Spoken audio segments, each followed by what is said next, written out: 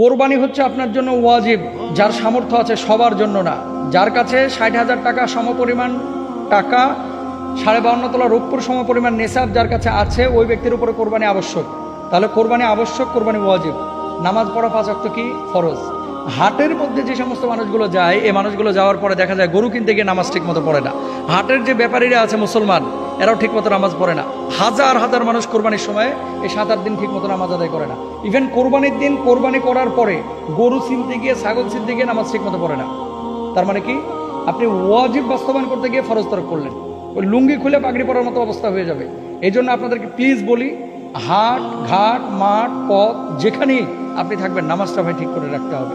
আপনি হাটে যাচ্ছেন, যান, সমস্যা নাই, কিন্তু নামাজ আপনাকে আদায় করতে হবে।